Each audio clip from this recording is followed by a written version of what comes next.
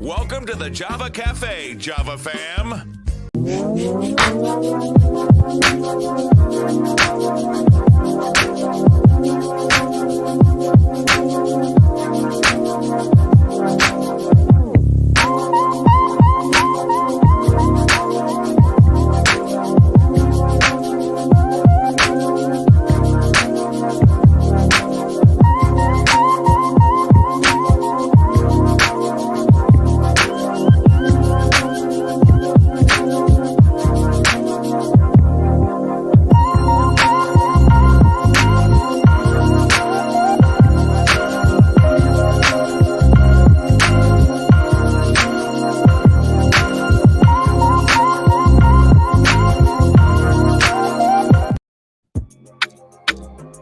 Good morning.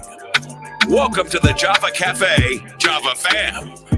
Good morning, everybody. Good morning. Good morning. It is Tuesday, January 10th, 2023, and you are listening in the Java Cafe with the Java fam. We'll go in and say good morning to everyone in just a few moments. Listen, a little bit different from my usual, marketing, trying to get folks to get in the room, but there is some very, very, very important information that really goes in the vein of criminal justice equity. The Massachusetts trial court system now has a system in place that will text you about court appearances and keep you up to date in what's going on with your particular case. If you need to appear in court, the unfortunate thing is sometimes through folks being transient, not being able to pay the phone bill, addresses changing, let's be honest, couch surfing, just life, people may miss a notice when they come into court. Let's keep it real, may not be keeping up with the probation visits, and therefore you may be called into court. You don't know about it, and there could possibly be a warrant issued for your arrest. And so in an attempt to ensure that amount decreases, especially, and we're going to look at some numbers, especially among Black and brown folks, we have a young man here who is the Deputy Commissioner of Pretrial Services for the Massachusetts Trial Court. I believe I got that right. And it's Pamerson Iffel, if I have that right as well. And so I'm going to welcome him into the Java Cafe. But before I bring him in, just hit share. I'm not going to ask you to tag anybody because we don't want to implicate anybody that may be involved in the court system. But go ahead and hit that share button. All 12 of you that are in here right now, hit that share button. If you are watching in the after broadcast, go ahead and share it as well. Maybe inbox somebody and let them know, hey, Java with Jimmy shared some very important information that I think you need to listen to.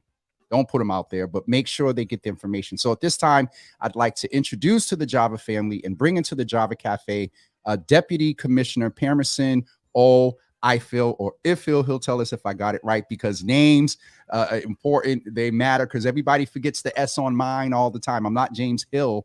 I'm James Hills. There are multiple Hills here. How you doing, sir? Good morning. Good morning, Jimmy. I appreciate you having me on. And the second time around, you got it beautifully. Iffel. So Iffel. Okay. Yeah.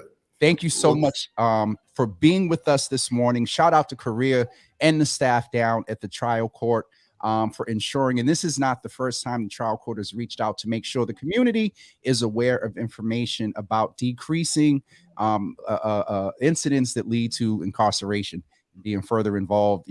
Sometimes you guys are like a couple of friends of mine that are funeral directors. Sometimes when I see them, I can't bring myself to say it's good to see you. You know what I mean? I'm like, I don't ever want to see you. You know what I mean? Yeah. But we're here today to share information. So please introduce yourself.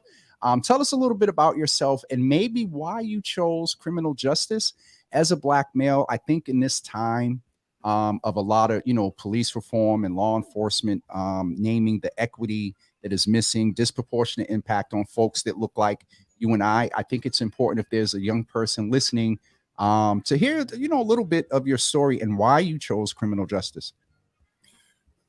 Well, my story in itself is, a unique one. I actually came from Barbados to pursue a professional boxing career here in the United States. So I fought out of the Petronelli gym in Brockton, which is the same gym in the home of Marvin Hagler. So that is part of my story. But okay. He didn't tell me that, Deputy Commissioner. Okay, so a little trivia here. Go ahead, sir.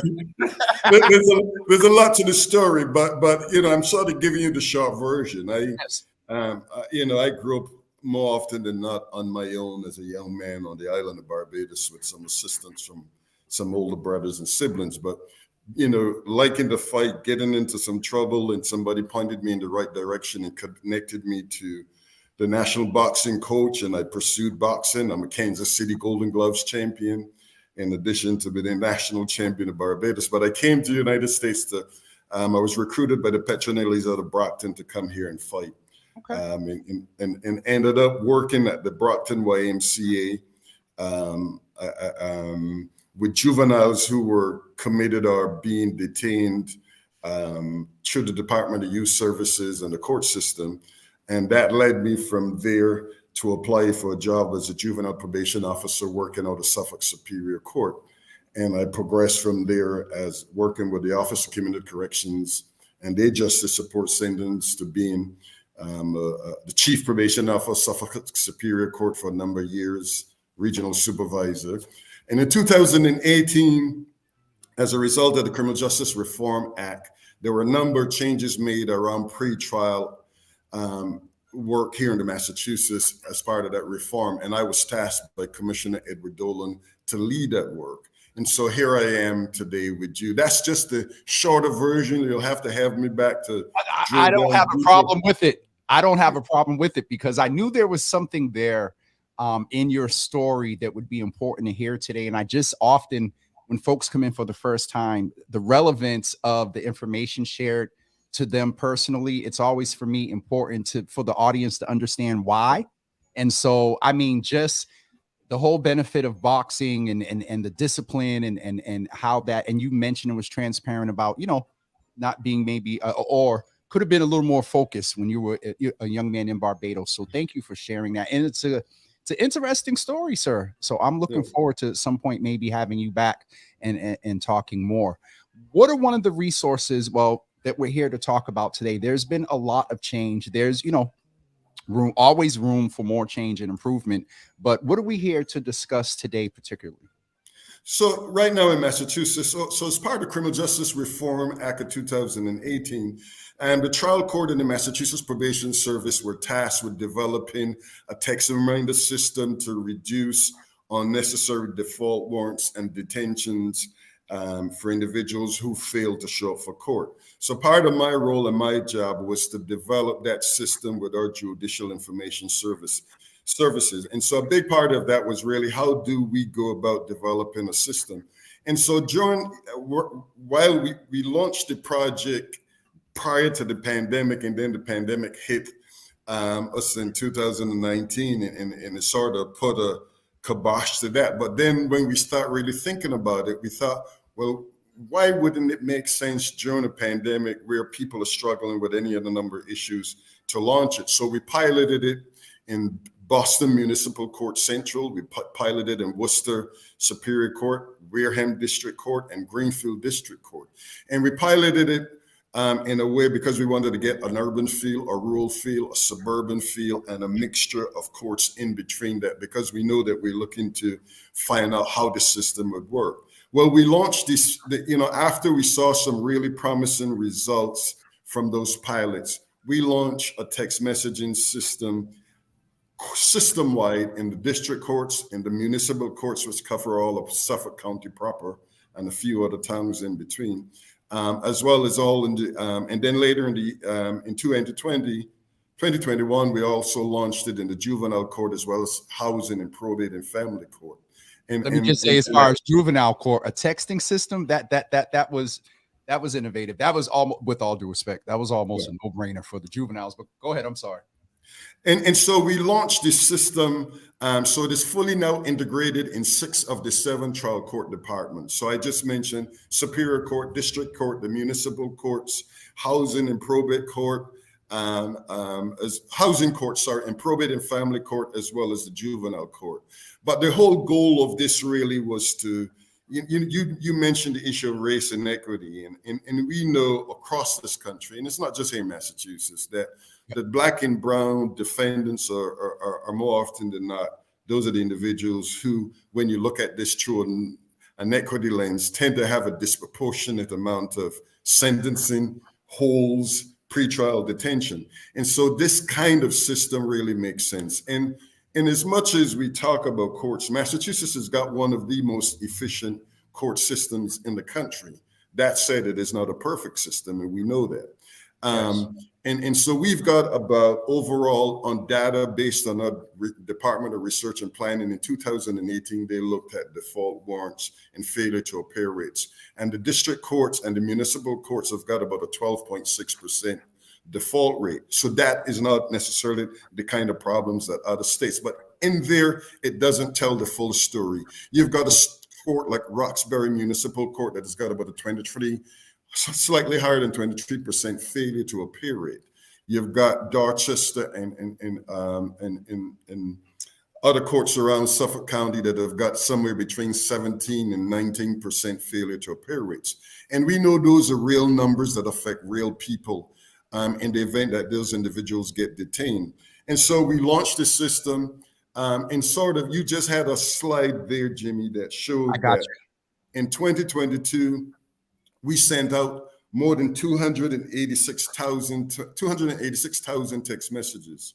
And it showed in the populations, in all overall populations, a 3% decline in individuals who got a text message versus those who didn't. So we saw a 3% decline in the failure to appear rate, which means the decrease in warrants there of the individuals who receive a text message versus. And when you look at it by race, we saw that in Black defendants who had a court date on cases, we saw that there was a 3% decline from those who got a text message versus those. Hispanic, we saw the same thing. There was a 3% decline in the individuals that received. White defendants saw a higher percentage. They had a 4% decline in individuals who receive text message versus those. And when we talk about emerging adults, maybe some of the folks that we're really worried about, which is those 18 to 24-year-olds, we know the different brain development there. We also saw a 3% decline in the individuals who received text messages versus those who did not. And that may not seem significant, but it is significant given that we're already dealing with in populations and communities of color, the issue of pretrial detention and warrants at higher rates. What the one of the things that I wanted to ask about is what is the rate of or what has been the response of folks in reference to, because I mentioned to you before, before we went live that a couple of folks reached out and was like, yo, Jimmy, there's a couple of concerns that, we give our text, phone number. And I mean, if I understand this right, if you're in the trial system, more likely than not, you are on, and we lost your light there.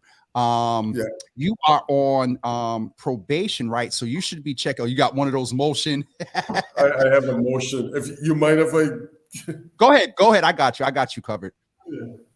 So if you're just joining right now, we have the Deputy Commissioner from the Massachusetts Trial Court Pretrial Services with us to talk about this tech service that is available for those that are involved with the system. And if you're just joining, it is important that we get this information out to our community. And so, I'm going to go ahead and call you Commish. Commish, what has been the response? How do people feel about giving that information? As I was going to say, your probation officer should kind of have your most recent contact information anyway, but there is a concern about, giving the information or whatever in any type of government system. And so what has been the response? And then how do you respond to that general response? Look, we understand that. And I think that's a legitimate concern. And we try to make sure that people know so when you come, if somebody's charged with an offense anywhere in the Commonwealth, they come in and they have to do an intake and they provide certain information. All of that information is captured in our systems. We don't share that information unless, people are involved in an active and the court releases that information.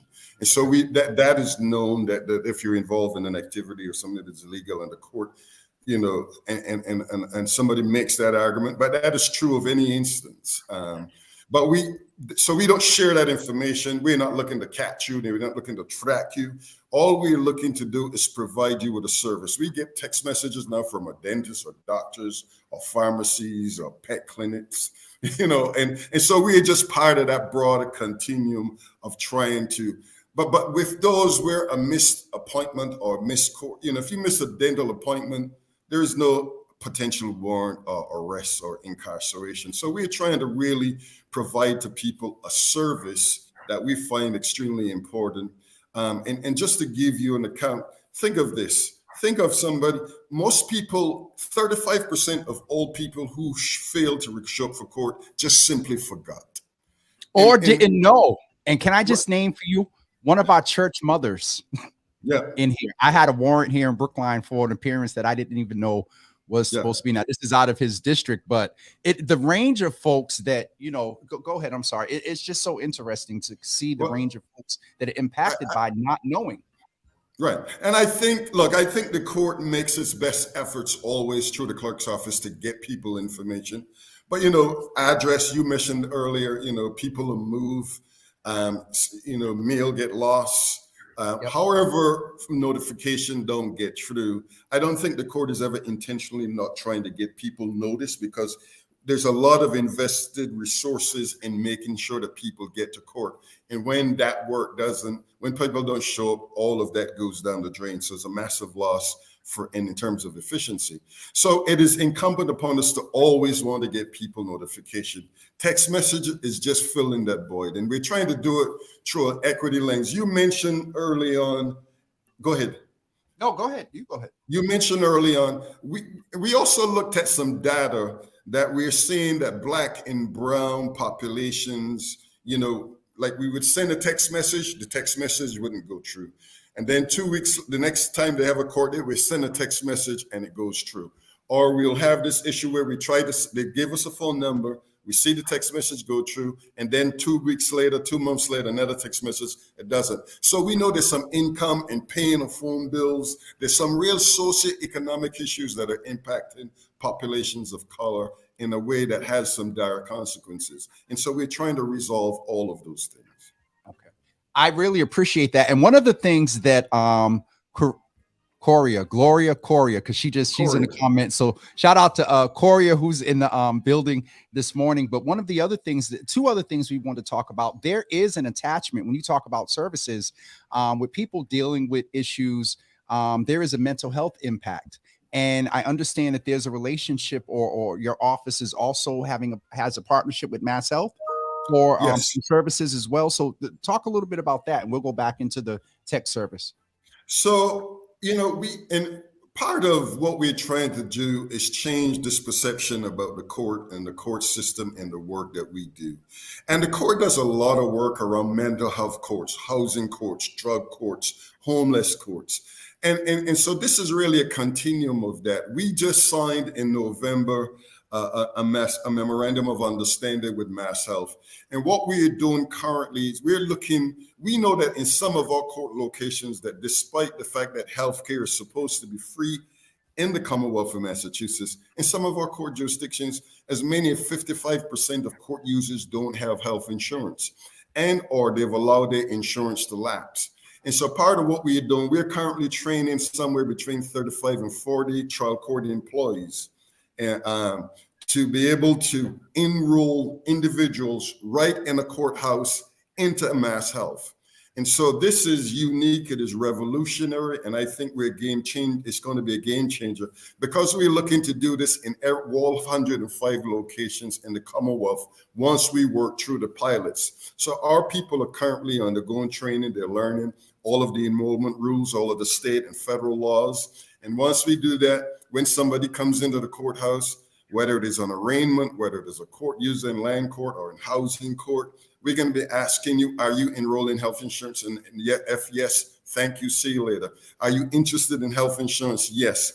We have somebody here who can enroll you into Mass Health or provide us with your information, and we will follow it. So we're really looking to remove all of those barriers that can impact, because other part of this, Jimmy, that is really crucial is that, especially on the defendant or the criminal side of matters, if you are a person who's being arraigned in a courthouse and in need of a service, treatment, mental health counseling.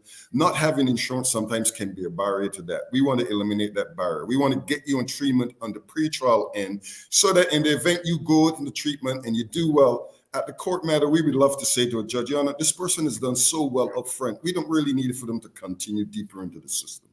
Listen, David, get me a little bit excited because I used to do juvenile court, and so I know that if you do the work between when you get a quaff and all that other stuff, that it helps you, but it also helps your case. And we've had a lot of brothers from the street, from a mental health conversation, say the same thing, that addressing mental health and other issues, it actually helps if you're involved in the court system. So thank you for affirming that, someone who's within, quote unquote, the system. And so I understood it that maybe you had a partnership, with the Mass Health Department to get services, but this enrolls people that are in your system to get health insurance, and not just pretrial. I heard you mention the housing court, the all the other courts are going to be trained to get. Eventually, once we get the pilot run out, we're looking to roll this out system-wide. But we want every touch point where a person has contact with a court system, we want to be able to see if we can offer that service. And as we move forward, we're really looking to see how many other partners we can bring into this.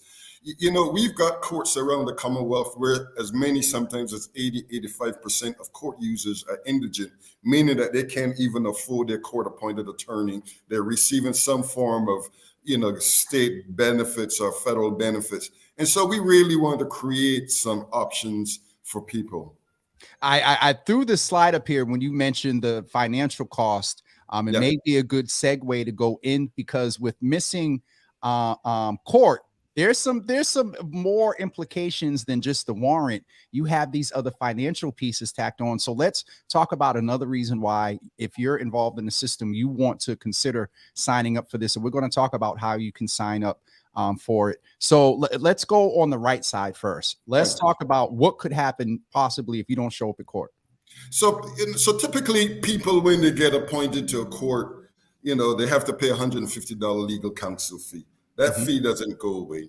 But in the event, once that happens, and you have a court date and you fail to show up for a court date, it is an automatic $50 court default removal fee, unless a judge decides, I'm going to hold this in the event that the person shows up. And again, and a lot of judges are really conscientious about doing that. But then there is this $75 default warrant arrest fee if you miss your court date. So when you add the 75, the 50, and the 150, you can see how quickly people can fall behind. So it is estimated that, and then when you think about, I mentioned there's a lot of resources, pulling records, getting court, getting people, sometimes having prosecutors and witnesses and having other. So we're estimating that costs about $280 per hour, to put it there. And then when you think about the opportunity cost of staff hours, loss of book time, because we could have used that for another time slot for a case, and so we can see how this case. So the fact that we, in 2022, we have saved court users or defendants in Massachusetts somewhere around $83,000 in court fees that would have otherwise been imposed, and people who more often than not can least afford to pay that money. We got people sometimes who are struggling just to get to court on bus and train and transportation costs. And so these are sort of the things that we're really trying to avoid. And again, we know that for poor working class, white, Asian, Black, and our brown partners, our brothers and sisters, and other folks, regardless of how people self-identify, are struggling sometimes to get to court. And so this text message system was designed to really reduce the cost and the burden. Look, again, I said 35% of all people who don't come to court just simply forget. We know that people sometimes, when they're worried about fees and worried about other things, they may also not show up. In Massachusetts, they waive and eliminated probation fees, so the albatross is gone for individuals in probation.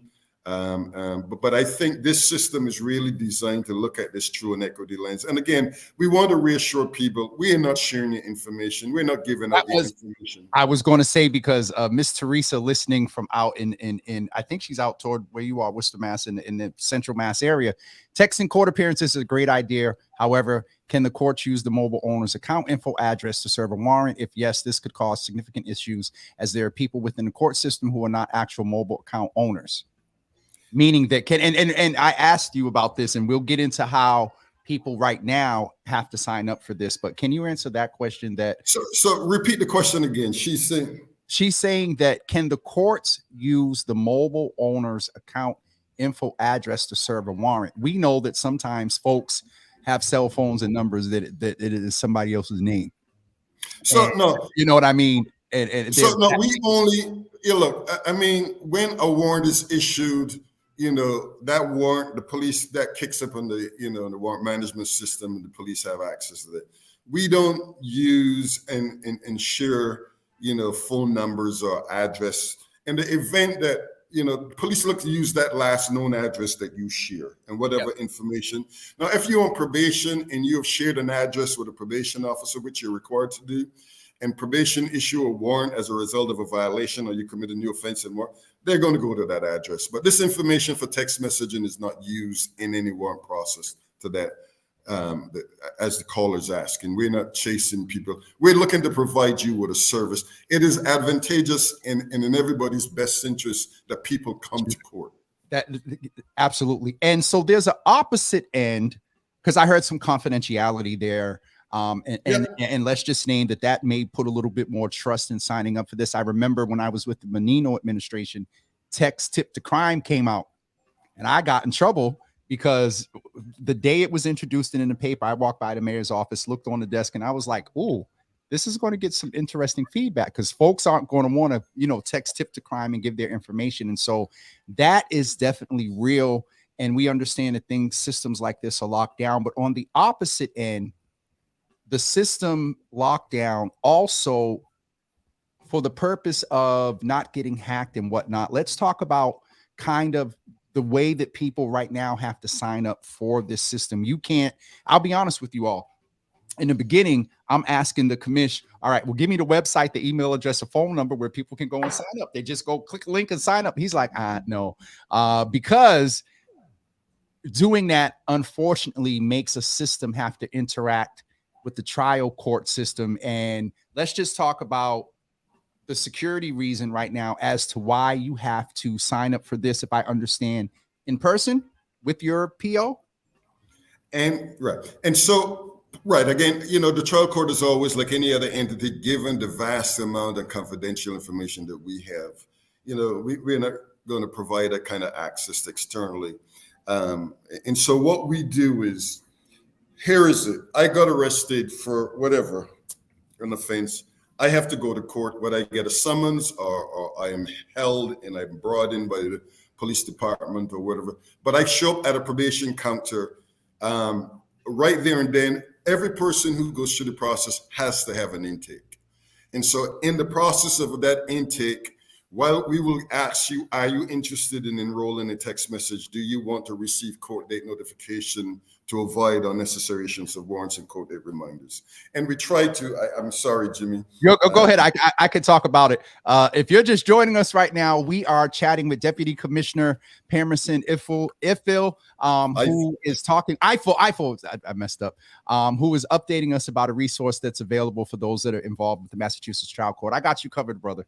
And so right at intake, we will sign you up, but you have to acknowledge and sign off that you're interested in receiving text messaging. FCC requirement says that if you're going to be texting people where there might be a cost, however, we pay for every text message. Imagine that, a court system paying for text message for the individuals and court users. So that tells you that we're so committed to this that we're invested in paying the costs for this text messaging, because we really want people to get to court and resolve their matters. And nevertheless, so you sign up there. In the event that you say, well, I really don't want to sign up. No, I don't trust. I'm not sure. Whatever it is, You also have another option that down the lane, you can go to the clerk's office and enroll there as well. So that's Now, applicable. I'm sorry to interrupt, but that is going to be Good. applicable to people that this isn't in place right now for those that unfortunately through whatever circumstance have to come into your system.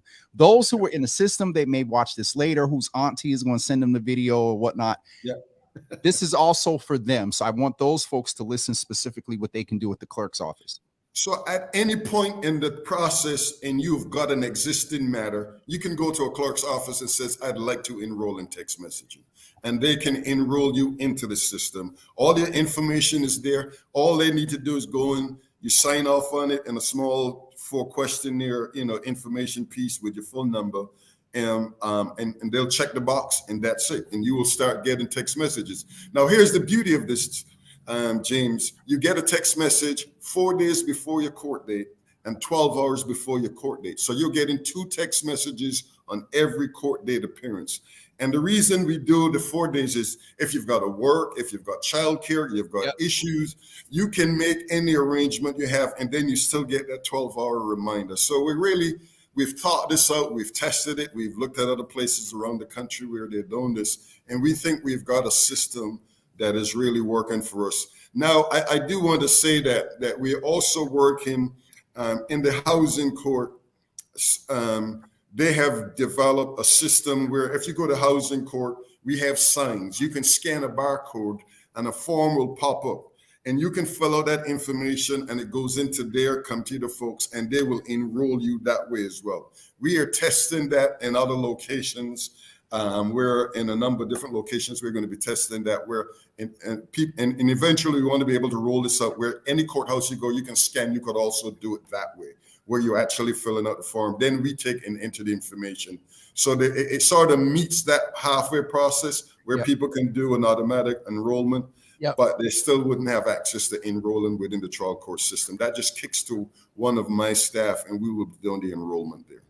Speaking of enrollment, we just want to remind folks that when I heard you say enrollment, also this availability for those that are signing up through the trial court right now can also sign up for health insurance as well. Fill out the application for health insurance, be made available to them as well.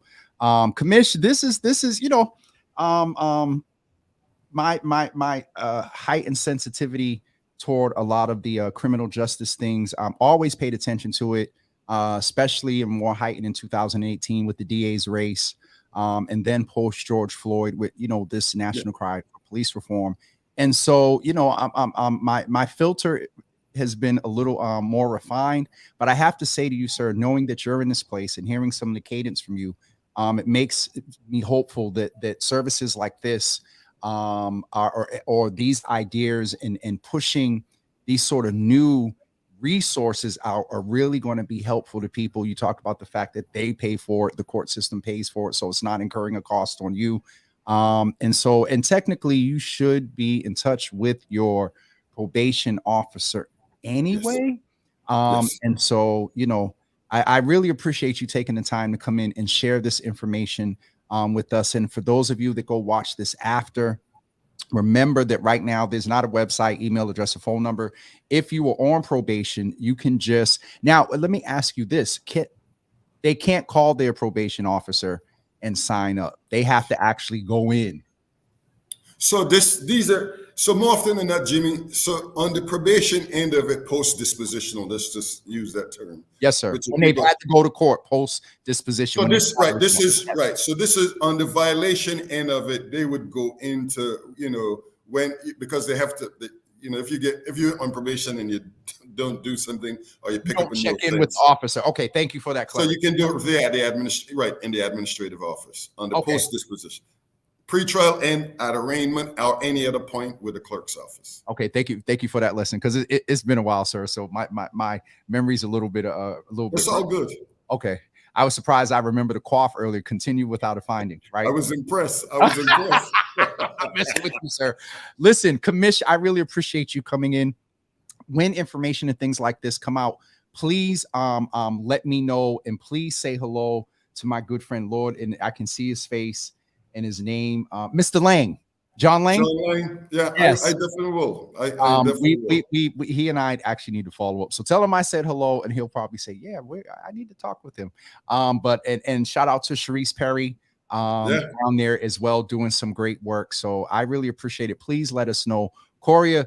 Reach out if there's more information to get out. And go ahead, sir. Jimmy, before you go, one of the things that we are working on the pre-trial end is we really want to start building a community engagement model, talking and engaging more people with the communities to get their ideas and feedback and how we can continue to build and improve, not just pre-trial, but the probation system and the court as a whole. So if you know of any opportunities to do that and talk to local leaders at the local level and other activists that are really interested in having their opinion and giving us some good feedback about their experiences, please let me know. So always draw on me in for that. Absolutely.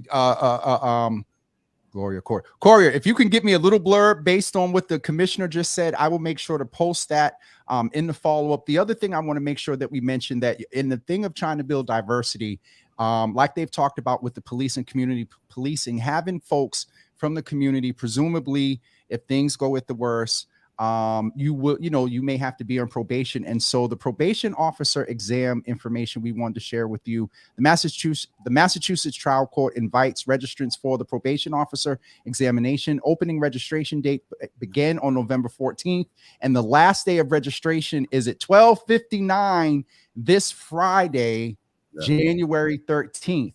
The date is January 17th through February 3rd. When you sign up, I presume they will give you a testing date. And again, the registration deadline is January 13th. The examination fee is $100. I am going to put this link, if Coria hasn't already, put this link in the comments. Oh, God, this came up really long. I don't know if it's going to work. Let's see what happens. It didn't do the small hyperlink. Let's see what happens, y'all. This link is, somebody test the link and see if it's working. If not, I'll delete it. But that's the link where you can go sign up and get the information. Coria, if you have the smaller link, please go ahead and feel free to put that in there. And it did 2 links. So let me just delete this real quick. I don't know how to do that. All right, guys, we'll make sure that we post the link. Or Coria, if you have the smaller link, please post that in the comments so we can make sure folks have that information.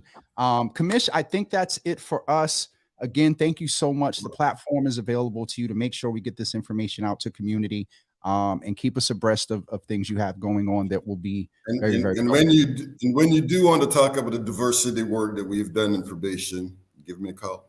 We diversity work, a little bit of your story and whatnot. I got some things coming down the pike, so we'll talk. I have look. I appreciate your time. I don't have your direct email address as of yet, but Coria, please, include him in there so I can hit him up as well. I really appreciate you so much, sir. And we'll talk soon. My pleasure. Thank you. Thank you. All right. Bye. So please make sure, guys, you share that information. I can't get that comment out of here. Okay, there it goes. Delete comment. Let's see what happens. This one, delete. I'm just like that. I have to go back and clean up if I know the link is wrong. Okay, the link. Oh, shoot. The link works. So I'm gonna put the link back in there. Sorry. Anybody that looks at those comments in the after show are going to be like, what the heck?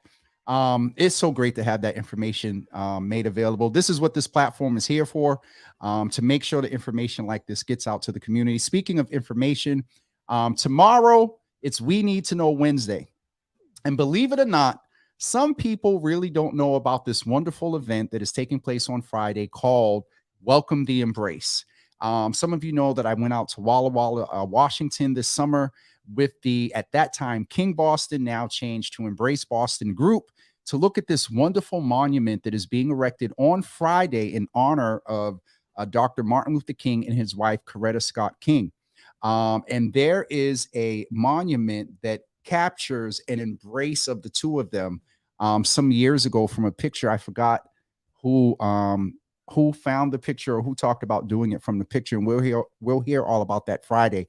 But tomorrow we're going to hear from Amari Parrish Jeffries, who's the executive director at Embrace Boston, and Hank Williams. We got the confirmation overnight. The artist designer that did the Embrace Memorial or the statue or this wonderful I'm going to say monument. He's going to be with us as well tomorrow. And so I really need you all to help get the word out and invite folks to be a part of this tomorrow, because this is historic here in Boston. Also nationally, I don't believe there's been a monument or a statue dedicated to Dr. King in a number of years. There are also bricks that are in the plaza there that highlight some of the great folks that have made strides in equity here in the Boston area. And I was just talking about that Shamika calendar. So thank you so much. It's dope when stuff like that happens. So Shamika, I was just mentioning that there are some great folks in Boston who were acknowledged in those bricks. And so Friday at 1 p.m., y'all make sure y'all tune into NBC. You might see a couple of familiar faces on this. Sharon Cornelius and some other folks. The Voices of Embrace will be making their debut at this unveiling, a nationally televised event. I only say it like that because I get a little nervous. But yes, they are coming on tomorrow to talk about the memorial, the process of it, and some of the work that Embrace Boston is doing, has been doing, and is doing after this unveiling on Friday. So please be sure to join us tomorrow morning. And on Thursday, we have our new governor that will be with us. Governor Maura Healey will be in the Java Cafe. It's her first community conversation since being inaugurated on last Monday. So is it last Monday? I thought it was Lord Jesus, I'm messing up with dates again. Anyway, I think it was Thursday the 5th. So a week off of being inaugurated, she'll have her first community conversation with us here in the Java Cafe, and we hope to see you there as well. That's it for me, everyone. We will see you tomorrow morning at 9 a.m. with Amari Parrish Jeffries of Embrace Boston, and also Hank Williams, the artist designer of the Embrace Memorial. Have a great day, everybody, and we'll talk to you soon. Peace.